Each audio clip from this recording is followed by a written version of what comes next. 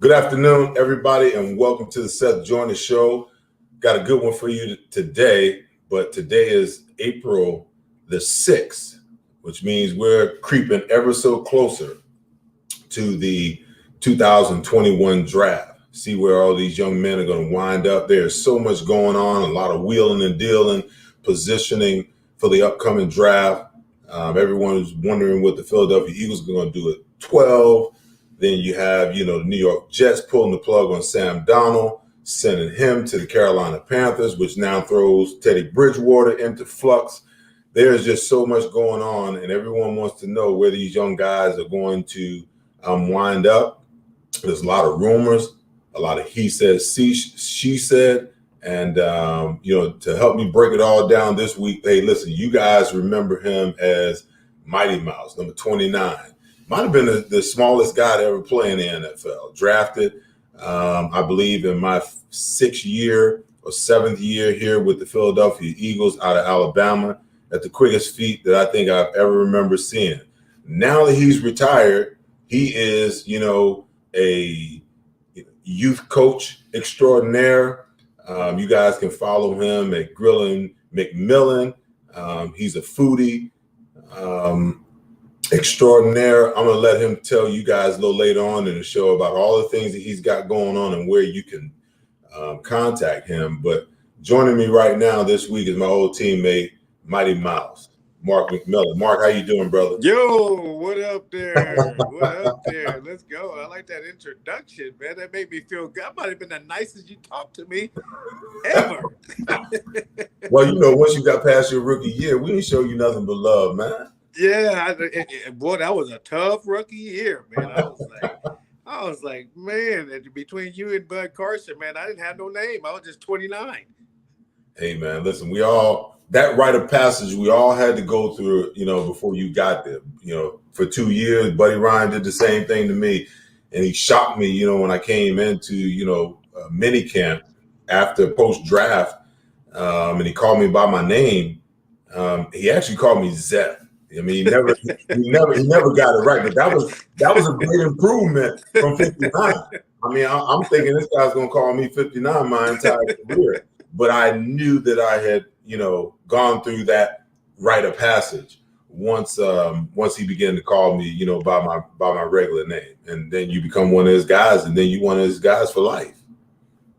Yeah, no doubt about it. Yeah, you guys definitely paved the way, for a lot of guys.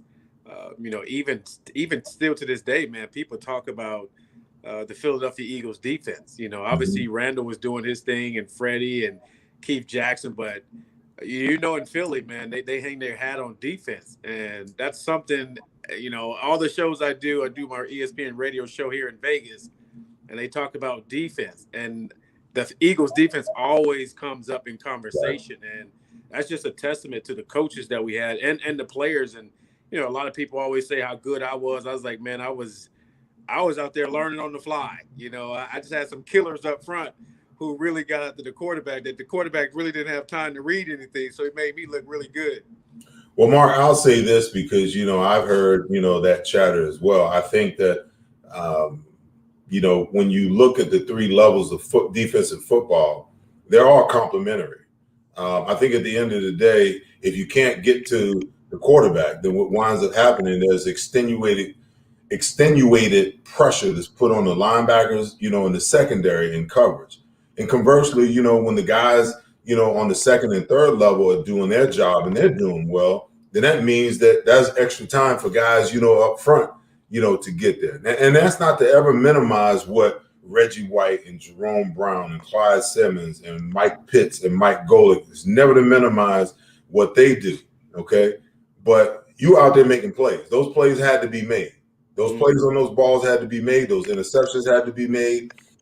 Those strips, that caused fumbles, they had to be made. And they all kind of work hand in hand when you really think about it. So don't minimize, what you were able to accomplish, based upon everyone else, because everyone else was able to do some things because of what you were doing on the back end as well.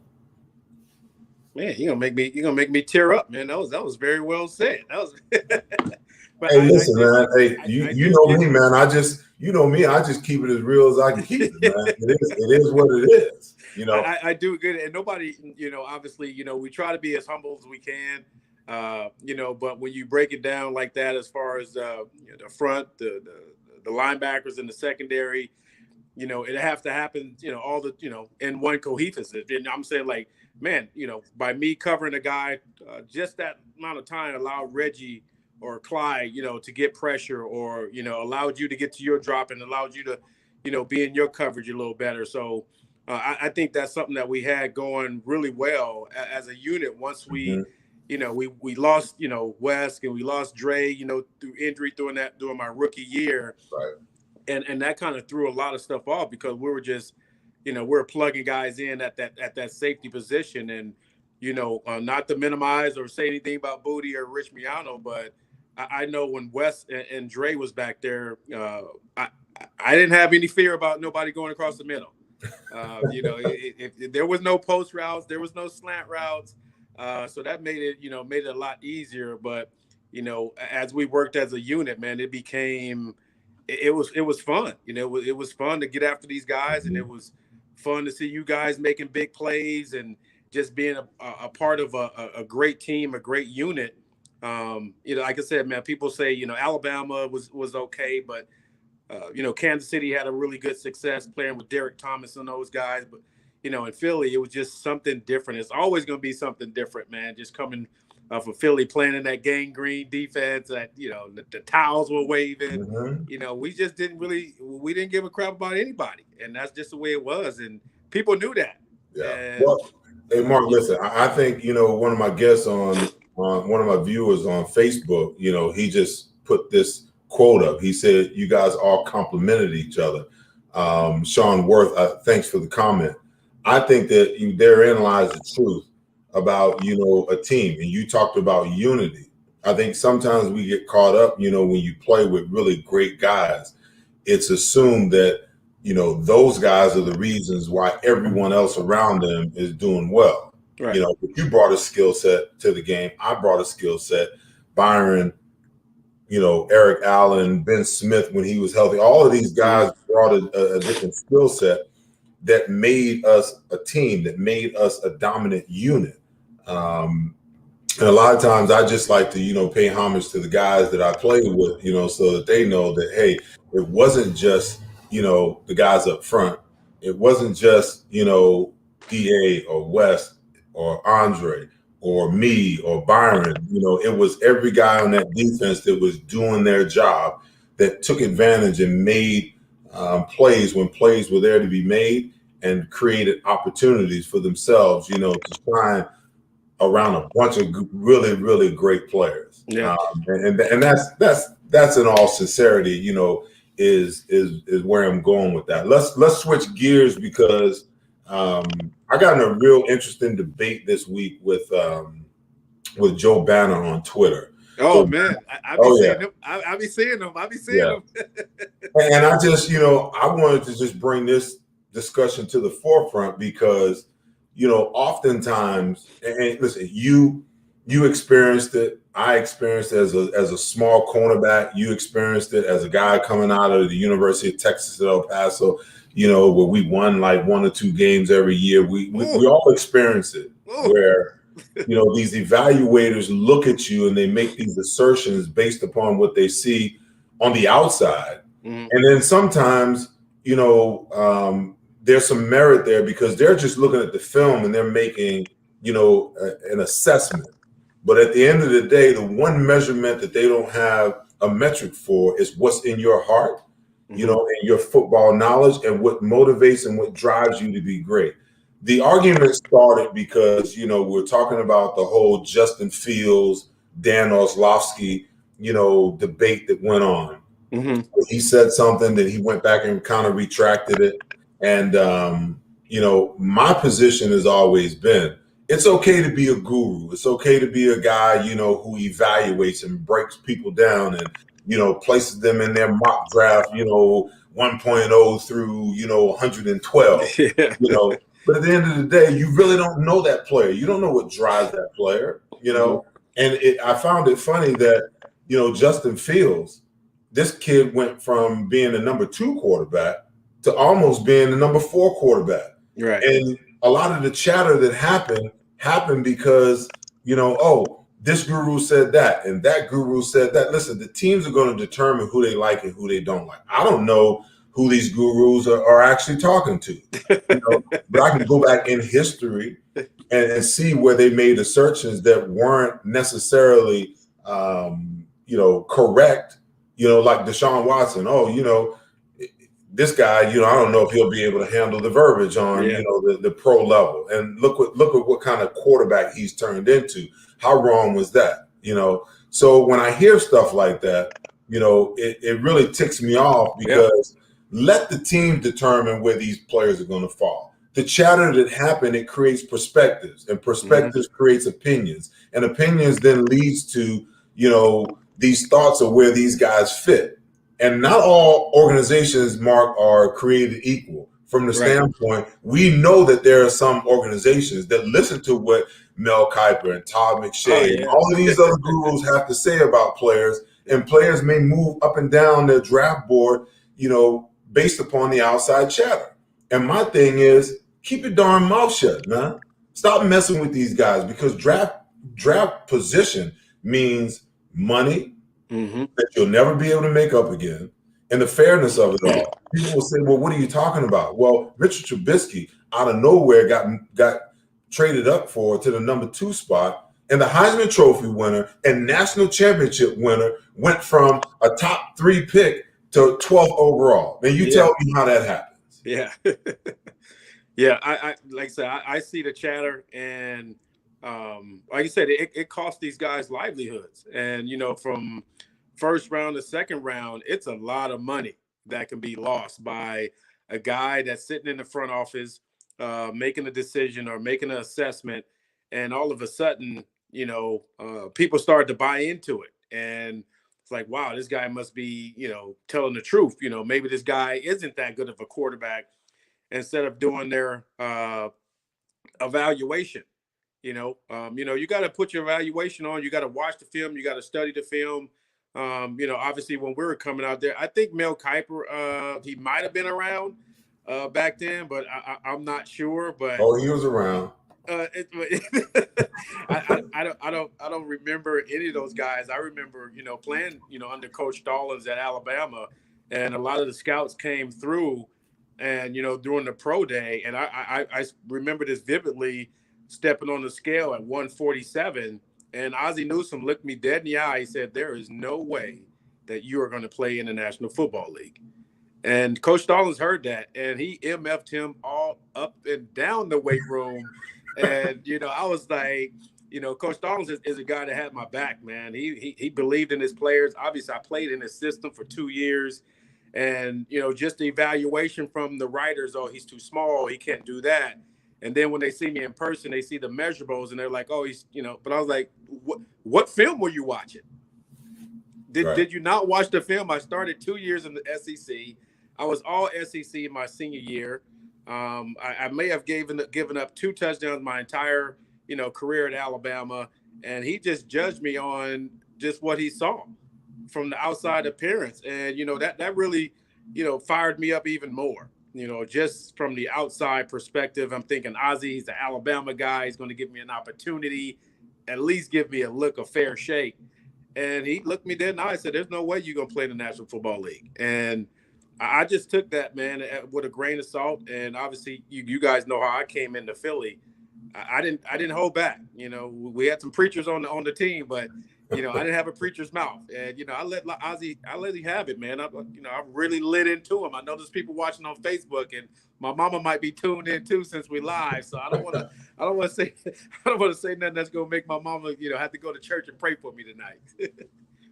Well, listen, my thing is, actually how you're dealing with these young players and what it means to them, and how draft position can be affected by the chatter that goes on. And I get Joe's point. Joe's point is like, hey, it's all about opinions. Guys can have opinions, but the problem with opinions, when it affects guys, their draft position, is what it cost them. Different teams that they could have went to, there's a big difference between being drafted number 2 overall and getting the number 2 slot and being drafted 12th overall and getting the 12th slot. There's a major, disparity in the amount of money there, that money that you can never, ever make up, throughout your career. To me, that's problematic. And, a guy can, you can help a guy with positive stuff, but the negative stuff, the organizations should be in a position where they're looking at that stuff and they're saying they've got their own opinions. I get that. But like I said before, not all, organizations are created equal. Not all of them, go about their business the same way. They put a little more stock into, with the Kuipers and Miche's, really have to say. And I think that's kind of unfortunate for a lot of these young players to be put in that position. Yeah, I have a player in particular that I've been coaching, Elijah Moden, since he was probably like in the 7th grade. Come out of Oregon, played with his dad, Alex Moden, in New Orleans. Elijah's probably like 5'9". He's probably one of the best, cover guys, nickel guys in the Pac-12 in the country. But now I'm seeing the people like, after his pro days, like, oh, he looks like he's 5'8", and then you start seeing that everything just started drumming up. He went from being one of the top DBs, played in the Senior Bowl. He did really good. Every bowl game he played in the last 2 years, he was the MVP of their bowl games. He comes from a great background. He's a student of the game. He's a smart kid. And now all of a sudden, people are like, well, he went from like 2nd to, maybe 3rd or 4th round pick. I'm like, what happened? Exactly. It's like, well, why all these people all of a sudden just start ganging in on him? Like, well, he looks like he's 5'8", 5'9" is a little stretch. But you turn on the tape, and he's one of the best corners to come out in the draft this year. But exactly. Like I said, those writers could possibly be costing this young man, $1 million or a couple $1 million. There's no doubt about it. So in that stead, I want to transition over to the Philadelphia Eagles. You're watching the Seth Joyner Show with my guest today is Mark Mighty Mouse McMillan, number 29. You guys remember him.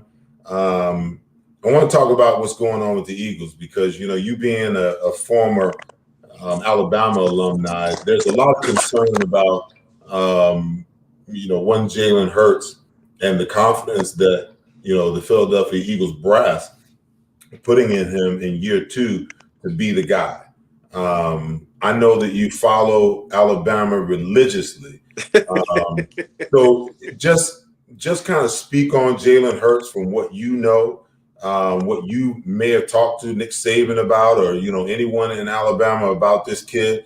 Everyone's heard how much I love the kid, and I think that if he's developed properly and given the tools around him and the play calling that's necessary, that he can be a great quarterback for the Philadelphia Eagles. But the city is still divided. There's still people that that are really upset about the Wentz trade. And even though that trade has been made and they've made the decision that Jalen Hurts is going to be the guy, there's still people that's pretty pissed off about it. Right. Well, we got to remember, Philadelphia, Wentz didn't win us the Super Bowl.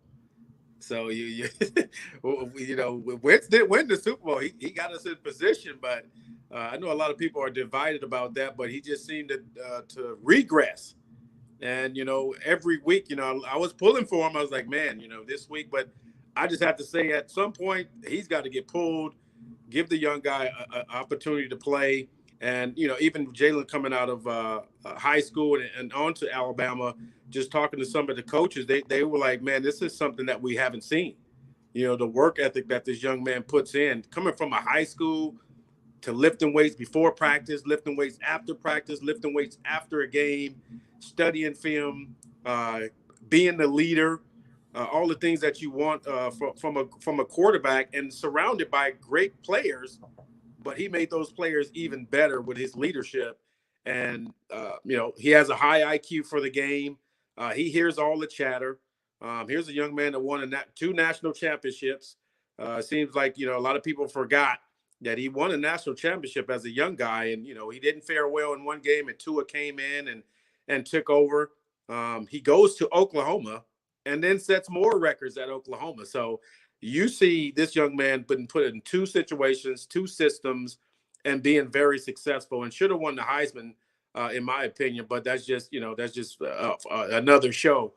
But surround this young man with the right players, with the right scheme, the right play calling, with all the athletic tools that this young man have, he can't help but be successful.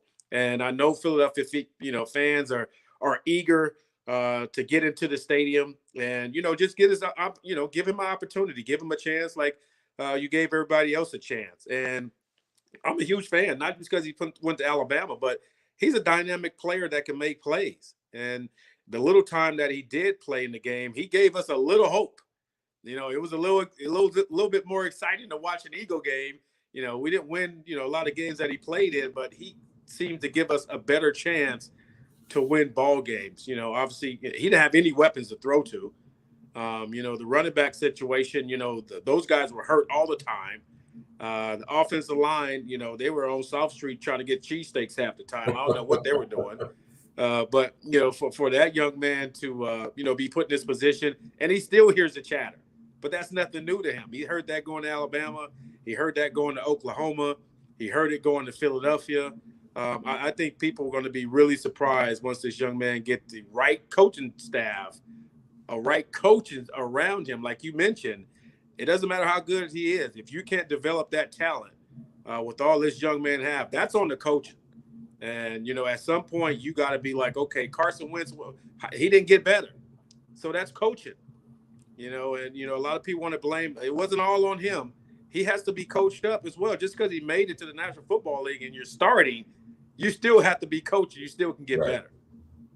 Well, I think that, when you're talking about, and I agree with you wholeheartedly, my viewers, to the show, they know that I talk about this all the time. That a player's ability to realize his potential and get better lies in the knowledge of that position coach that's coaching him over time. So if you got a great position coach over a 3-year period, then you're going to get better and you're going to progress. Yeah. If you don't, then the skill set that you came into the league with is basically, what you have to work with, and your ability to get better is kind of arrested. When I look at Carson Wentz, it was the same type of situation. I think the injuries arrested his development over time. And more than anything, what he needs is to be able to get healthy and stay healthy and play 2-3 years back to back to back in order, for his development to get to where it needs to get to. Now, I don't know, with all the talk that went on, I don't know whether, he wasn't getting the coaching or whether it was one of those situations where, he was getting the coaching and he wasn't, buying into the coaching. Right. Sometimes that has a lot to do with it. When you're on the outside looking in, all you can look at and evaluate is the performance. And that's really all that we could do, with Carson. It'll be the same way with Jalen Hurts. I just think that, when you watch him, he's in a unique position this year, to really grab this job and hold on to it. Now, he's got to go out and do it all. But at the end of the day, the coaches have to give him the tools to do what he needs to do. And I think the most important thing, listen, I know that we live in the era of just throwing the ball all over the map. Let's throw it 40, 50 times a game. I think that even, the owner has been caught up in some of that, because I can remember listening to some of his press conferences where he said, you can't win in this league without an elite level offense.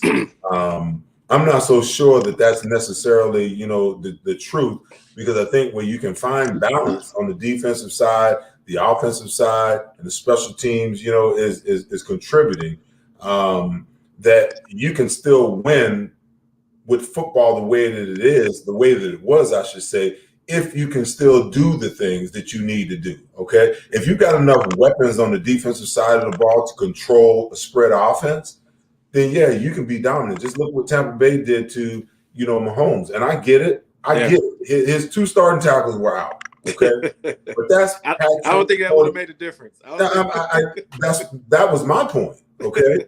They weren't committed to running the ball, so Andy regressed to being the old Andy, and then you turn around And the pressure was just the type of pressure that they had never seen before. So they made them uncomfortable. They got them outside of their comfort zone. I think that, and the problem is there's a lot of defenses in the NFL that can't step up to that level. So I get that mentality. But if I can build a team that can be dominant on the defensive side of the ball, that can, control the clock, okay, and control the possessions in the game, and the special teams doesn't cost me games, then I can get myself in position to actually win a Super Bowl.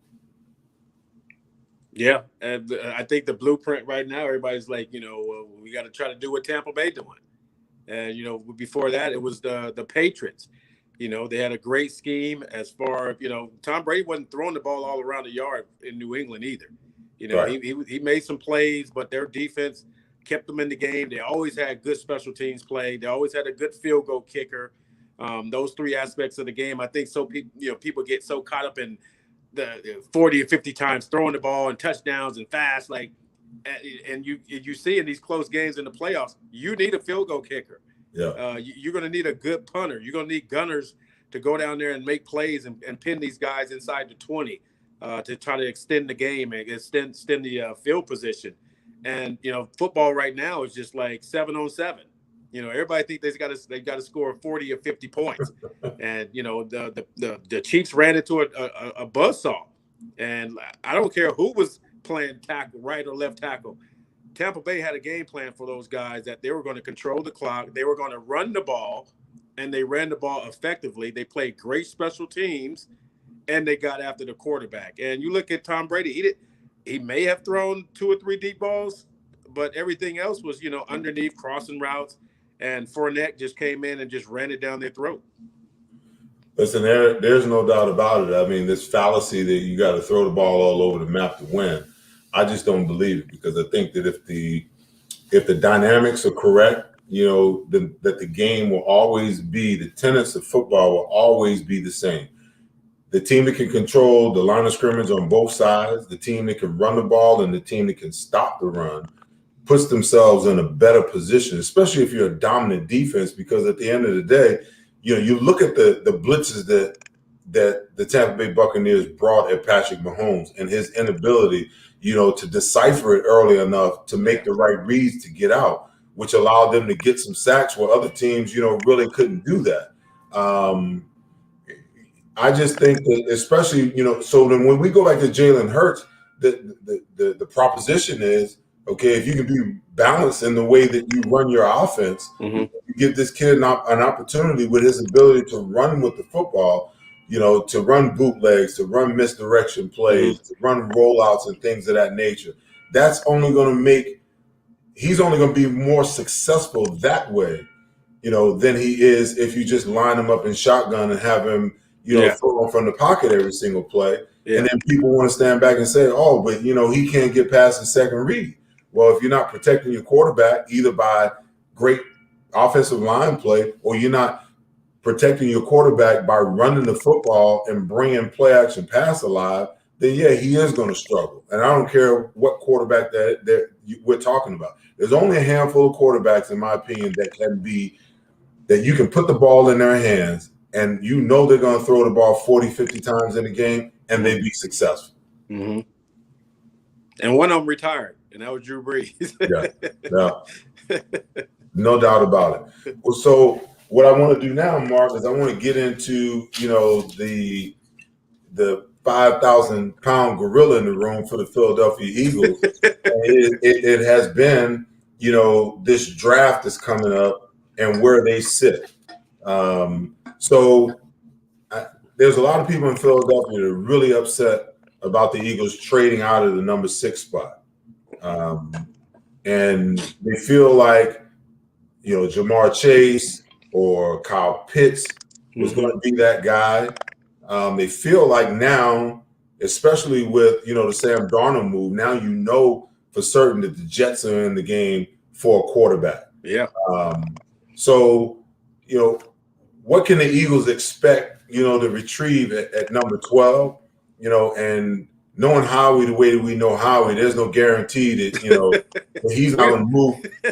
I mean, there's no guarantee that he's going to move out of that position because, reading today, the Atlanta Falcons are now taking, conversations about the number 4 spot. Mm-hmm. So if they're willing to take those conversations about the number 4 spot, then all of a sudden that means that they're no longer in the market for a quarterback if they want to move out of that spot. But let's deal with where the Eagles are right now and what's available to them. A lot of people feel like, at 12, they'll have to go to the defensive side of the ball, maybe cornerback. I just feel like, the way that all of this is setting up, you have 4, potentially 5 quarterbacks that can probably go in the top 15. Okay. Mm-hmm. That's valid. Okay. Then we know we're going to have at least one offensive lineman that go in the top 10. Mm-hmm. Penei Sewell. We know that Kyle Pitts is a tight end is going to go in the top 12. Yeah. And then, you got 4 or 5 wide receivers and 3 or 4 cornerbacks. Now, when you start doing the math and you start really looking at this thing, I still think if the Eagles don't move out of 12, that they're going to get a really good player at that position. Now, Howie's got to make the right call. You got to take the best available, whether it's a cornerback, whether it's a wide receiver, whether it's, for some odd reason, if Penei Sewell falls or if Kyle Pitts gets pushed, which I highly doubt, you got to make the right call. But I still think at 12 that they're still in a good position, depending on how everything pans out between these quarterbacks, these wide receivers, and some of these cornerbacks. They're still in a good position to get a top-notch player and still be able to retrieve that number 1 pick that they're going to get next year. By the way, they're probably going to wind up with 3 because all Carson has to do is play about 70% of the plays. The only thing, in my opinion, that stops that is if he gets hurt again. And we don't, and that is very likely. He seems to always be hurt. So let's hope he stays healthy. I hope not. So we can get those picks, help us out. So I'm going to be pulling for the coach, man. Like, keep them up, protect them as much as you can. We need those picks in Philadelphia. But this draft is loaded, obviously with wideouts. There were so many dynamic wideouts that I believe that can be difference makers. Obviously, they have to be coached. You look at these guys in college, and I'm a big guy about, buying into the guys when they blow up in college, and it's going to take them a while to get acclimated to the NFL. It's a different ball game. It takes a while for these guys to develop, and you see all these transfer portals now with these kids transferring to different schools, and you think this kid is going to be the kid that you dreamed about. He's a 4-star. 5-star, and all of a sudden this kid's transferring to another school because he's second stream now, and you're getting that kind of mentality now with these young men. They're just trying to go wherever they're cuddled. Everybody wants to be pat on the back. Everybody wants to be told how great they are, but it's rare that you see these guys come on the scene like was the guy Chase Young, I think, from Ohio State last year with the Redskins. He really put all doubters to rest. That young man, was every bit of all the hype.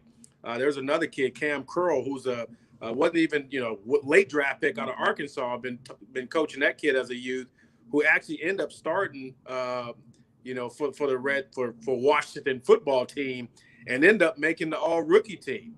So I don't really believe in all the hype. I know a lot of people are talking about Devonte Smith, and he just lit up the scene, but he's going to have to go against some corners that's going to have to get in his face, and we're going to see how good he really is. He's not a real big physical guy, but he's a great route runner. He's going to have to go to a team that's going to use him on the outside because I don't think he's physical enough to be on the inside yet at the NFL level. But I also like Patrick Surtain, as a defensive back. I know Philadelphia kind of talked about him a little bit because, we've been struggling a lot in the secondary. We haven't found that guy that we can just rely and put our hat on each week. I know they paid that young man, a lot of money last year, but he showed up some games. But when it was time to show up with the big boys, when you're making that kind of money, you can't be on the other end of that. And then obviously he ended up getting hurt and missing a few games, but there's going to be a lot of talented guys, a lot of talented players, and like you said, we don't know what Howie's going to do. He's going to make some people up. It seems like he does it to make people upset. It seems like he likes that kind of attention to be on him, and it's like, what does he have on Lurie to still be in this position to make these decisions? I'm like, put you in there.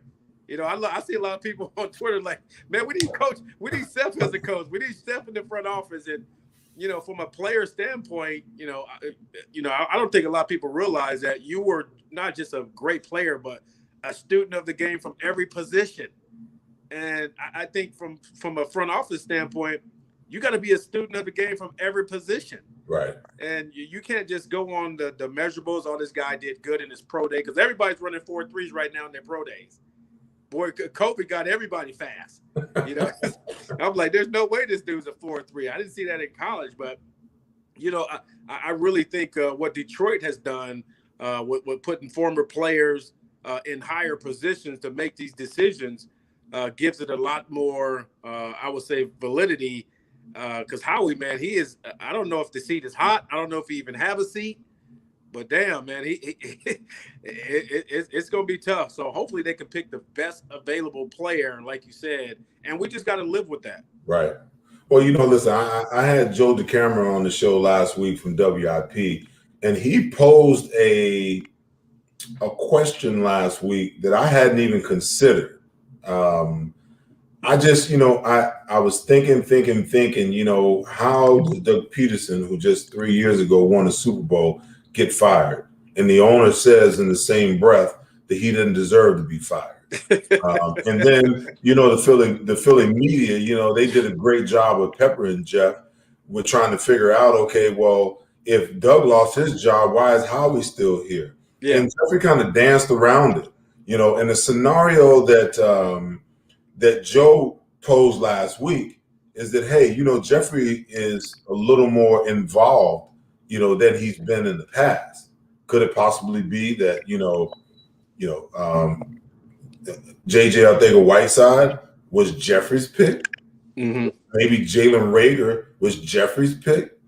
Maybe they're agreeing to give Jason Peters, after he agreed to $3.5 million to come in and play guard, and then being asked to move to tackle, he's saying, "Oh, I need a raise." Yeah, maybe it was Jeffrey that said, "Get it done." Maybe that's the possibility that, hey, you can't fire a guy, that's not necessarily making all the decisions. Right. So if he's the GM, then let him be the GM, because the only basis that you're going to have for making your football operations better is to have accountability across the board. And the head guy, the owner, he doesn't have to be accountable to anybody. He can walk in the draft war room and say, "I want that guy right there," and you're gonna pick him because he's the owner.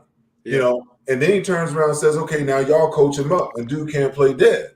That ain't on the coach. That ain't on the GM. That's on the owner.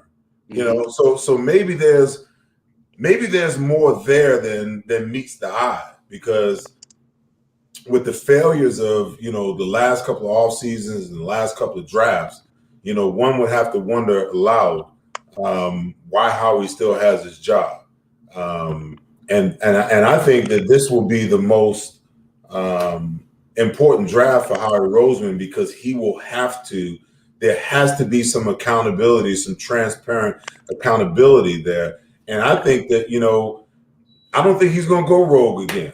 I don't think he's going to take, Jalen Reagor when Justin Jefferson is sitting there, this year. You're going to take the best available guys. So when you look at these wide receivers, everyone wants another wide receiver. What people don't realize, we picked 11 wide receivers in the last 10 drafts. That's a lot of wide receivers. And I don't even know not one of them. I ain't seen not one of them. So now, so at the end of the day, those guys need to develop, which goes back to our conversation about coaching, So maybe it's the coaching. Maybe it's not necessarily the players. Maybe the players need a little help to help them be better and get better and develop along the way. But you look at these wide receivers, man. So you obviously got the top three. I mean, you got Jamar Chase. This is a guy who hadn't played last year. He opted out. So you basically gonna go what 2 years without playing and then just step into the NFL and tear it up. Okay. I'm just gonna throw it out there, for it to marinate. Yeah. Okay? And then you got the Waddle kid who's coming off the injury, who tried, got out there and gave it his best in the national championship game. He's right. He's special, in a lot of different ways. Yep. Then you got Devonte Smith. I don't understand. You can talk about what a guy looks like and how small he is and how skinny he is. And, he only weighs 175 pounds. But listen, man, if you can play, you can play. How many times have we seen this? Where you start beating a guy up and all of a sudden he's gone from the number one wide receiver potentially all the way down to the 3 or 4 wide receiver. Yeah. I mean, to have the kind of year that he had last year, unbelievable. I get it, it's the NFL, but what happened to this kid? I mean, what did someone say? What did someone see that made them all of a sudden begin to look at him differently? I watched his pro day.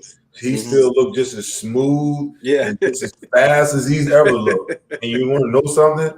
Even if you play him in the slot, that guy's off of him. He can't get his hands on him if he's off the ball. So that's to his advantage. Then you got Kadarius Toney out of Florida, Rondale Moore out of Purdue, Terrence Marshall out of LSU. I really like Terrence Marshall. This kid is big. He's 6'3", 203 pounds, just a big physical wide receiver. Elijah Moore out of Ole Miss. He's a slot guy, very, very polished, wide receiver.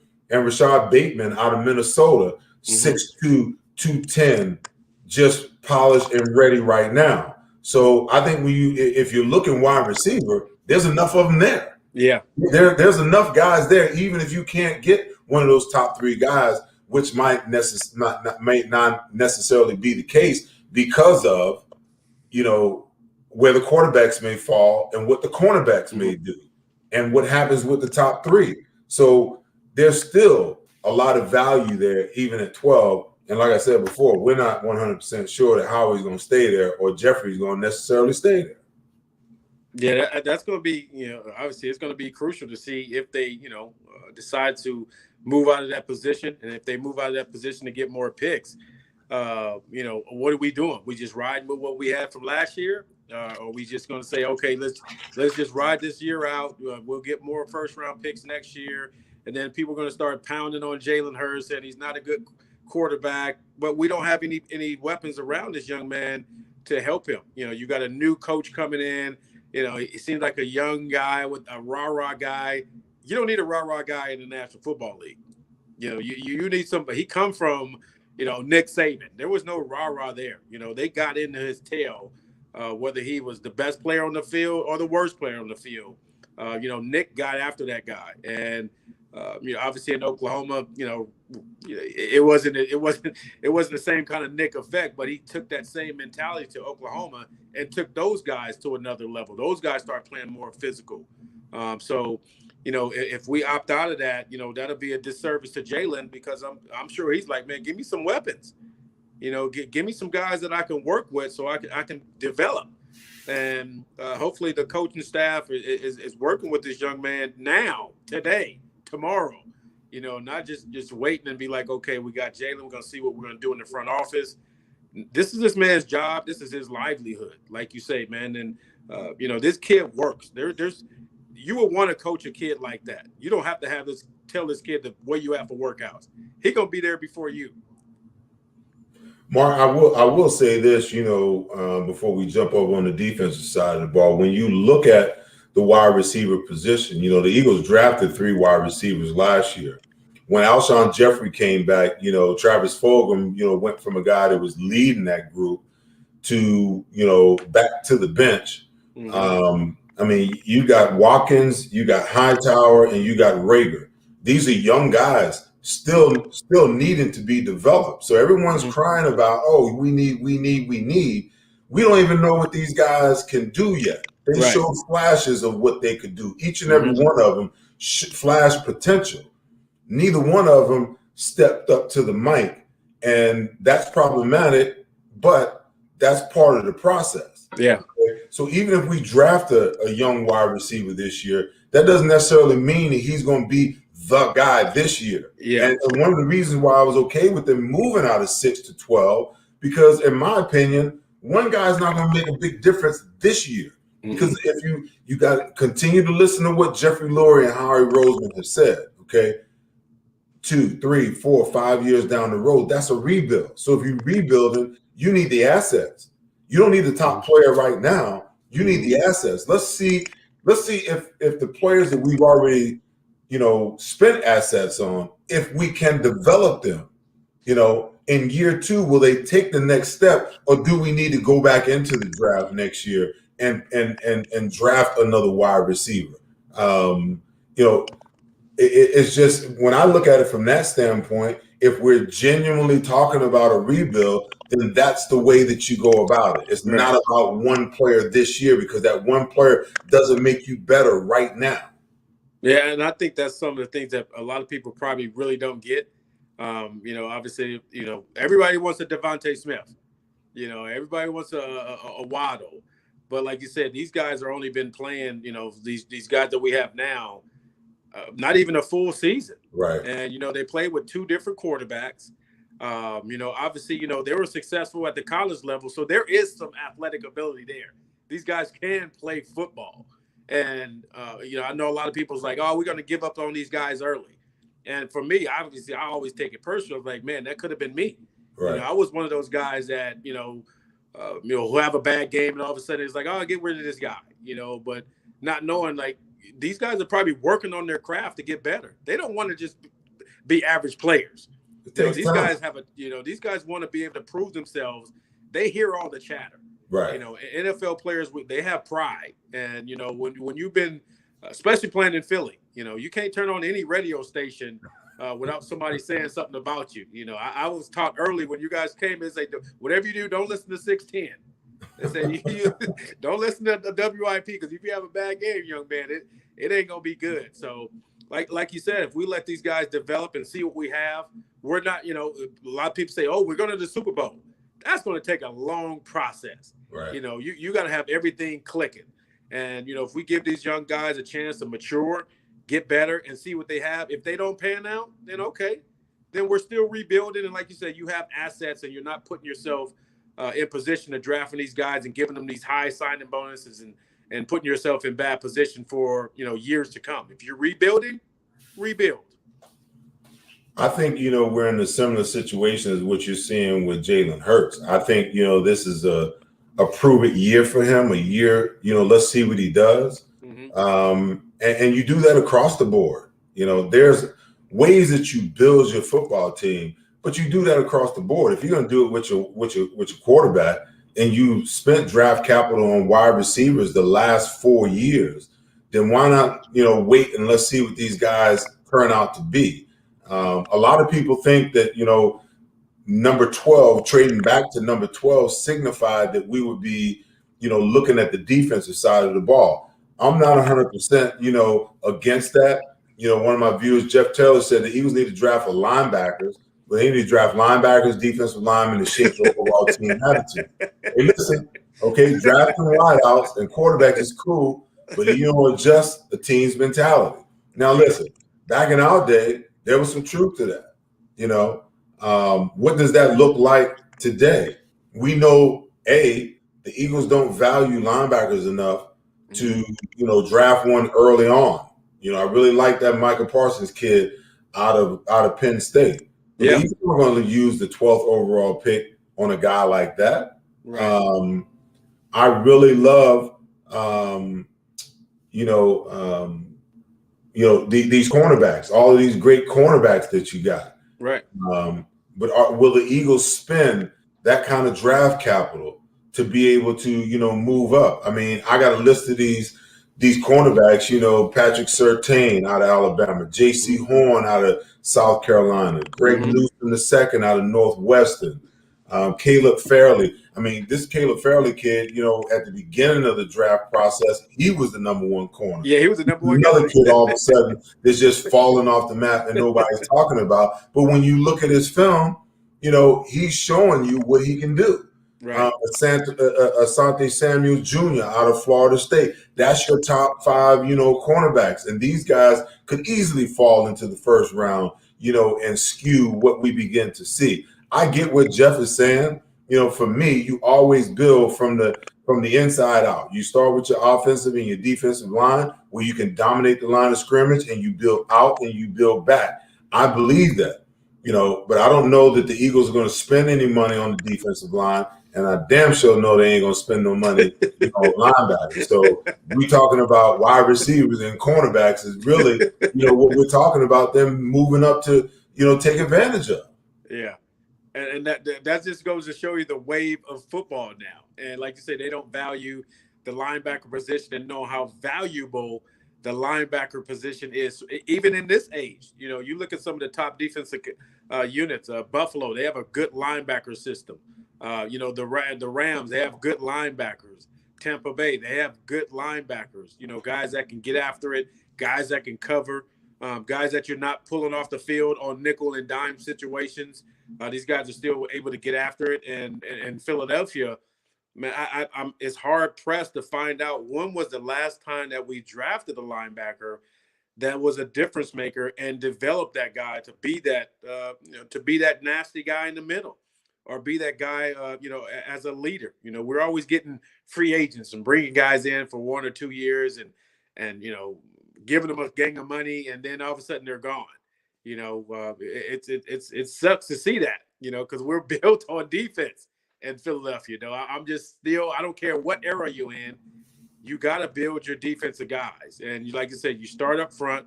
We got guys up front that can get after the passer. That's not an issue. When you go to that second level, that's where we have a lot of our issues at. And, even to the back end. But before you even get to the back end, you got to get linebackers that can get after, that can get nasty, that can cover, tight ends, because these guys are athletes now. And you need linebackers that are athletes that can still cover. You look at the tight end out of Florida, that young man is going to be a matchup nightmare for a linebacker that can't cover. So it's going to be pretty interesting to see how the Eagles go. Which direction are they going to go in? Are they going to make the splash pick, like you say, the top receiver? And now we're like, okay, well, we already got a lot of young receivers that showed promise last year. And now we got another receiver that's top. We paid him all the money. Now we still got to wait for this guy to develop, because it's hard for a guy to go from college to the National Football League and just dominate from day one. Well, listen, there's no doubt about it. I just, I can get where Jeff is coming from, because, when you look at the NFL now, you look at defenses today, there was a time where you had 3 linebackers, 4 linebackers on the field. Everyone pretty much runs a 4-2 front now, because just based upon, the personnel that comes in the game, 3 wide receivers says 4 or 5 wide receivers. So offenses are dictating to defenses what you can and what you cannot do. The only time that you really see 3 linebackers on the field is in short yardage, goal line, and when people come out and just regular, if they come out with a fullback and they go eye backfield. How many times do you see that? New England's about the only team that's left in the NFL, and Kansas City every blue moon where they'll show you a formation like that. So 49ers, every now and then the 49ers will get into that formation. The 49ers have a fullback. You really have to have a couple of hell raisers, at linebacker, because you only got 2 of them. So I get it, but for some reason or another, the Eagles have never ever really valued, I won't say ever. They haven't valued under Andy Reid and Jim Johnson, God rest his soul, and Joe Banner. They never really valued that position. I think they picked Michael Kendricks in the 3rd round, the 2nd or the 3rd round, like maybe back in Chip Kelly's day. Maybe that was Chip's call. You know what I'm saying? Other than that, they haven't really spent any real draft capital, on linebackers. And even furthermore, they haven't really done a good job of developing any of the linebackers that they've drafted. Most of the guys that they've had on the roster that have played well for them has been a guy like Nigel Bradham. They traded for him. Alex Singleton, who they just re-signed. He played in Canada for I don't know how Yeah. many years. I'm talking about being able to draft your guys, develop your guys, and keep your guys so that, throughout time, they're learning your defense. They understand what you're trying to do, so you have some stability at that position. But they don't see the value of it, and it puts that much more pressure on the front four to do everything when your linebackers are just, out there playing like Casper and Rasper, the friendly ghost. Yeah, they're playing touch football, like you said. It does put a lot of pressure on that front four, and when one of those guys go down, our front four, you see it's a huge gap. One of those, we lose one of those guys. There's no linebacker that's going to step up and hit somebody in the mouth. It's still football. It's still a physical game, but like I said, those guys are out there. I get pissed off, man. I'll be throwing stuff at the TV and Byron Evans be calling me. He's like, "Man, did you see that linebacker?" I was like, "Yeah, I saw it. I don't know what he doing, but he gonna go to that. He gonna go to that window on Monday, or he got that direct deposit. He gonna get that check." Well, Mark, let's look around the rest of the league for a quick set. The Jets make the decision to trade Sam Darnold to the Carolina Panthers for 3 draft picks. So he's got Matt Rule, kind of a quarterback whisperer. I think everyone's in Joe Brady. He's looking to revive Sam Darnold, and they've allowed Teddy Bridgewater, to begin talking to other teams to facilitate a trade. Man, I feel so bad for Teddy, man. It just seemed like he can't get a break. He can't get right. He can't get to one place and find his rhythm, and just stay there. But tell me what you think about this trade and the Panthers, feeling like they're solving their problem rather than trying to move up and give away draft capital. They gave away draft capital to get a guy that just, couldn't find his footing for the last 3-4 years in New York. Yeah, I don't know how that happened. I'm no Sam Donald. Sam Donald's the luckiest guy right now in the National Football League. He is excited. He was in and out of the lineup last year.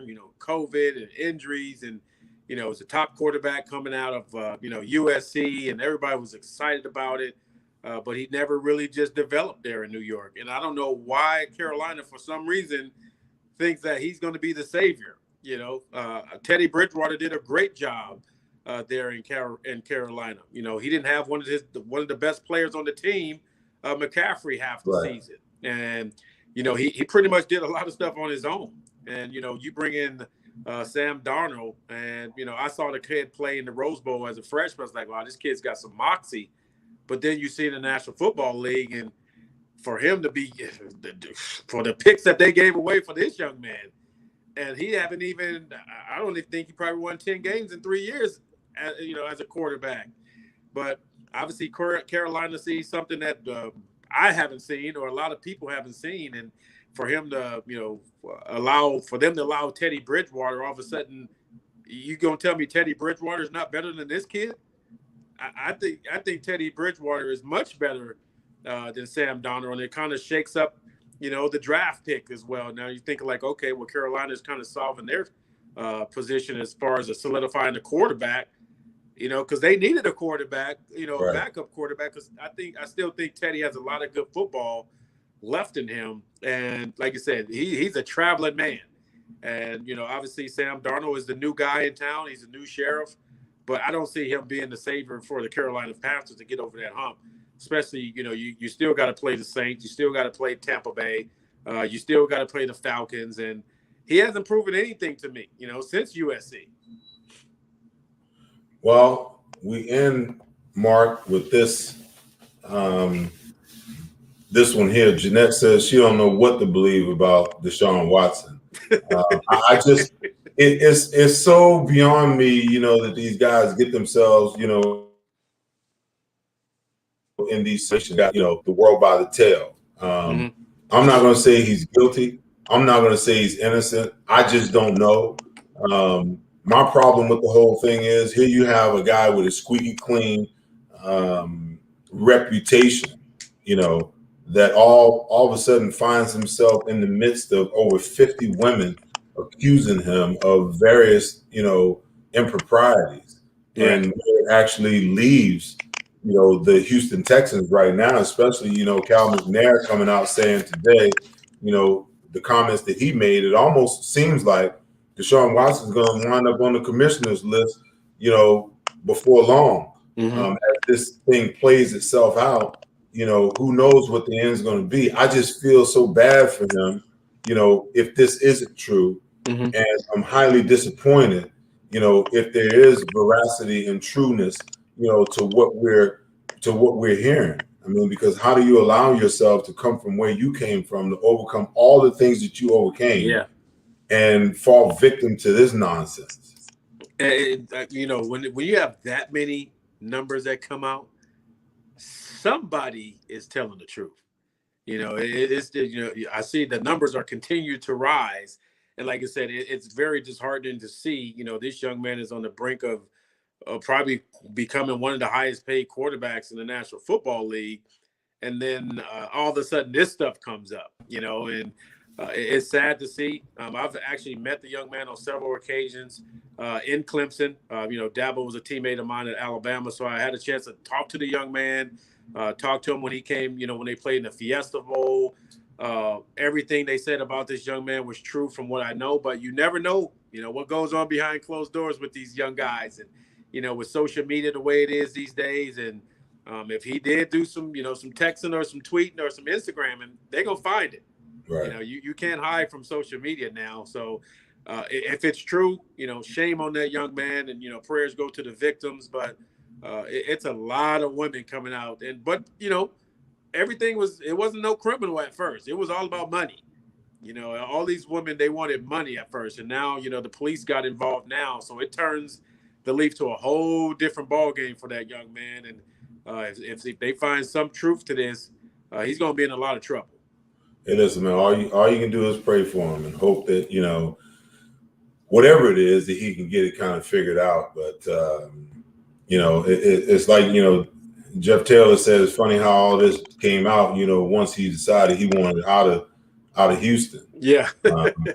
I'm not going to even touch some of the other stuff because, I'm just not going there for what it means in this, where we are right now, Right. But it's a fine line, when you're having these conversations, because, only those young ladies and Desean and God know the truth. We're just talking about it and speculating.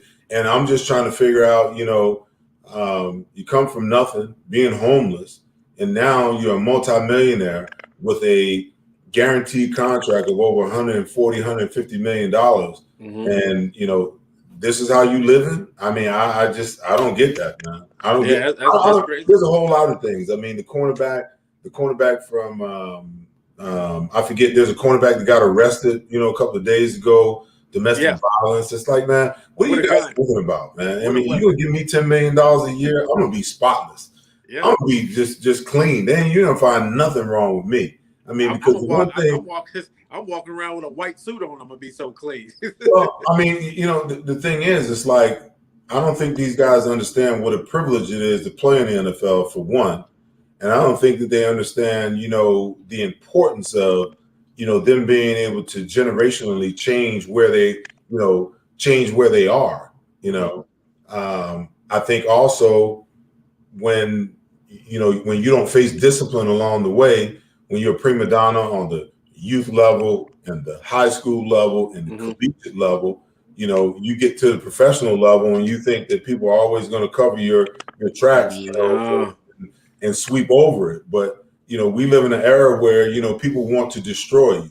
They don't want to just put it out there what you're doing. They want to make you look bad. They want to take away everything, that you work your entire life for. Right. These guys got to be smart enough to know that that's what it is. But it's just an unfortunate situation that he finds himself where he is right now. Yeah, and he might need to check his circle, because like you said, when you get in that position, you may not have paid your boys a car note, or you may not have paid. You might have told him, like, man, I can't take care of you no more like that. Right. It's some cutthroat brothers out there too. So he just got to check his circle. Obviously, he's a God-fearing man, from what I know. And, but this is not going to just affect him on the football field, but this stays with you for life. Yeah. And, people are going to remember this 5 or 6 years down the road. You're asked to speak at a speaking engagement or something, and there's going to be somebody in that audience that remembers that. It's like, isn't this the same guy that was supposed to have, molested all these women? So, their reputation, the reputation after football, it can be destroyed as well. It is a thing that will be synonymous with him, for the rest of his life. Anytime you hear Desean Watson, that asterisk will be next to his name, and that conversation will always come up. Well, Mark, listen, man. Hey, that is our hour, man. I appreciate it, brother. We can talk. You know how we do, man. We can talk. Yeah. Good to see you at Byron's camp, a couple of weeks back. Yeah. And I tell my guests every week, man. Our most valuable asset is our time, man. So I thank you so much for spending the last 65 minutes, chatting with me. My pleasure, man. Like I said, I finally get a chance to sit down and talk to you. It's been a long time. Like I said, I have to make a lot of plays. And, I just want to thank you as well. I always tell this story, man. I remember my rookie year when, we had a really good game against the Saints. We came back, I was successful. Eric made big plays. You, Reggie, Randall, Freddie. And I remember going to Dallas and, was feeling real confident about myself and didn't know the real value of game planning. And the Cowboys game plan, they weren't going to go after Eric. They were targeting me. And, I didn't really have one of the best games of my career. And I remember sitting on that bench in Dallas and crying. And out of all the guys, there were guys that was coming up, but you sat down and gave me a hug and said, it's going to be games like this. You got to remember this feeling to never want to feel like this again. So either you're going to get better in the offseason to revenge this, or you're going to continue to feel like this. You're not going to be in the league long. And that resonated with me throughout my career, man. So I definitely appreciate that. Hey, man, that's called paying it forward, my brother. So listen, tell everybody where you are, what you're doing, all the things you got going on before we sign off. Man, I got a lot of stuff going on. That could be a whole hour, but right now I do ESPN Las Vegas radio here every Tuesday and Friday. Do Raider Nation as well every now and then with Mike Pritchard. I know, I'm a Kansas City Chiefs fan. They're like, how in the hell can you get on Raider Nation radio? But, I'm also grilling, so you can check out my website at grillamcmillan.com. I train kids as well with Camp 29 on the side. So there's a lot of stuff that I have going on, man. And, I'm just excited for, just to be alive still and being able to see my teammates and, be able to get them on my show and be a part of their show and just seeing guys being successful, man. There's always love. And like I said, we got to pay it forward and, see the love and support of all the guys that came out and supported Byron at his high school. Meant the world to him, man. And, right. We can continue to lift ourselves up, man, because we still need each other. We're still teammates, what I'm saying? We're still here. We lost some good guys early on. And, obviously, those guys paved the way for me. I know, JB was your guy, paved the way for you. And, man, losing dirty, that's still, man, dirty. Those things still stick with me, man. And, we're a fraternity that can never be broken, no matter where we're at. I think we can still chop it up and laugh and talk, and that's what it's all about. There you go, man. Hey, listen, I appreciate it. Hey, now, you guys, make sure you go over and subscribe to my YouTube channel. You can follow me over at Seth Joyner on Twitter, Seth Joyner Show on Instagram, and Seth Joyner Show on Facebook. We had our, and I apologize, we had our giveaway. Seth Joyner autograph helmet, Seth Joyner autograph football, and one of my Seth Joyner logo hats. We're giving away today, and the winner is Miss Ashley Cunningham. Now I know her husband Mark is teed off right now because he wanted it. But listen, Mark, I had the pleasure of coaching Mark's son. When his son and my son were growing up together. Mark, I'm going to get both of you guys a hat, but the helmet and the football belongs to Ashley. That's our show for today, guys. Like I always say, take care of each other and be good to each other, but most importantly, make sure that you love each other. I'll see you guys right back here next week. Mark, thank you on the Seth Joyner Show. Peace.